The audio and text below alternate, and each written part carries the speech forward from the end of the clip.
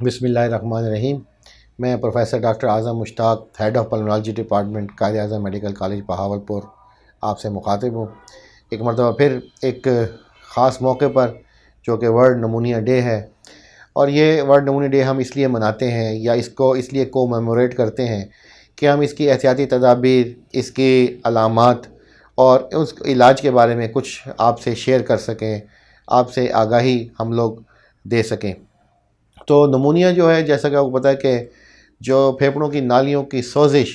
اور پھر اس کے درمیان جو پھیپھڑوں کی نالیوں کے درمیان اور ایلویولائی ان کے درمیان جو رطوبتیں جمع ہو جاتی ہیں اور پھیپھڑا سخت ہو جاتا ہے، کنسالیڈیشن، تو اس کو نمونیا کہتے ہیں۔ اس کی علامات آپ لوگوں کو ہمیشہ بتاتا رہتا ہوں کہ کھانسی، بخار، تیز بخار، رائگرز اور چلز کے ساتھ، یعنی سردی لگ کے تیز بخار، اور اس میں شارٹ ہسٹری ہوگی، یعنی 2 دن، 3 دن، 4 دن، ہفتے تک کی ہسٹری کے ساتھ بخار اور کھانسی، اور بعض دفعہ بلغم، اور بلغم میں بعض دفعہ خون آنا اور چیسٹ میں درد۔ اور بچوں میں بعض دفعہ یہ ساری علامات نہیں ہوتی، صرف سانس تیز چلتا ہے اور پسلی اندر کی طرف ان ڈرائنگ کرتی ہے، اس کو چیسٹ ان ڈرائنگ کہتے ہیں۔ اور وہ بھی علامتیں جو ہیں، جو مائیں ہیں وہ جانتی ہیں۔ تو بچوں میں تیز بخار اور کھانسی، نزلہ زکام یہ پہلے پریسیڈ نہیں کرتا، بعض دفعہ سیدھا ہی انہیں بخار اور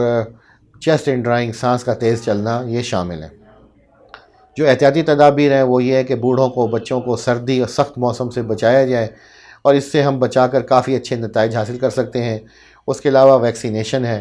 جو ہر سال جو ہے وہ مختلف جو موسم ہے اس کا نمونیا کا،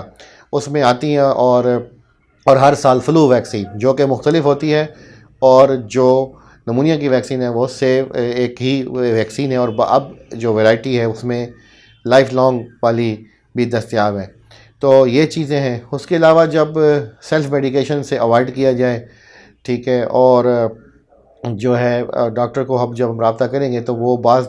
سیویرٹی آف نمونیا کے حساب سے کچھ واکنگ کیپ ہوتا ہے، کیپ سے مراد ہے کمیونٹی ایکوائرڈ نمونیا،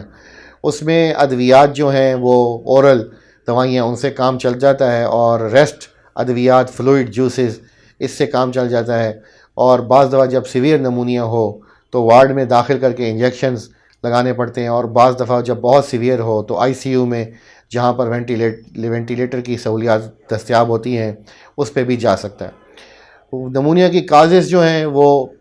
ویریس ہیں، جو بیکٹیریا ہوتے ہیں، وائرسز ہیں، جیسا کہ آج کل کورونا ہے تو یہ بھی نمونیا کر سکتا ہے، اور زیادہ تر بیکٹیریا کے ذریعے ہوتا ہے۔ اس کے علاوہ کیمیکلز، فیومز، گرد و غبار کے ذرات، ان کے ساتھ اگین اس میں پولیوٹڈ میٹیریل، یہ سارا کچھ جو ہے یہ نمونیا کاز کر سکتا ہے، لیکن کامنسٹ کاز جو ہے وہ بیکٹیریل ہے، دوسرے نمبر پہ وائرسز، اور تیسرے نمبر پہ chemicals, fumes and other things. اس میں بچاؤ میں جو آج کل ہے، ٹھنڈ سے بچنے میں اس کے ساتھ ساتھ ایک اور چیز یہ ہے کہ جس کسی کو بھی نزلہ زکام ہو وہ ماسک لگا کر رکھے، اور آپس میں ایک دوسرے سے دوری، وہ نہ صرف نمونیا بلکہ موذی امراض، سوائن فلو اور کرونا، اس سے بھی آپ کو ایڈیشنل بچاؤ دے گی۔ تو نمونیا چونکہ پھیپھڑوں کی انوالو ہو جانے کو کہتے ہیں، تو آج کل کا جو پینڈیمک ہے کورونا، اس میں بھی یہ سیویئر جب ہوتا ہے تو یہ نمونیا ہی ہو جاتا ہے،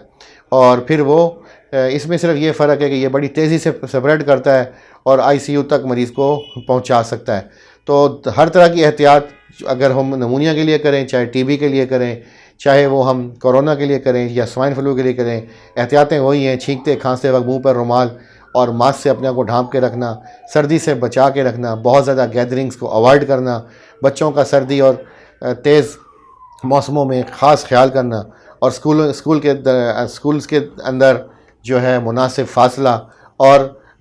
ماسک اور ہینڈ سینیٹائزیشن کا خیال کرنا، اور ہاتھ کو دھونا بار بار۔ یہ وہ چیزیں ہیں، اور چہرے کو دھونا، جو بہت ساری ڈیزیزز انکلوڈنگ نمونیا سے آپ کو بچا سکتی ہیں۔ شکریہ۔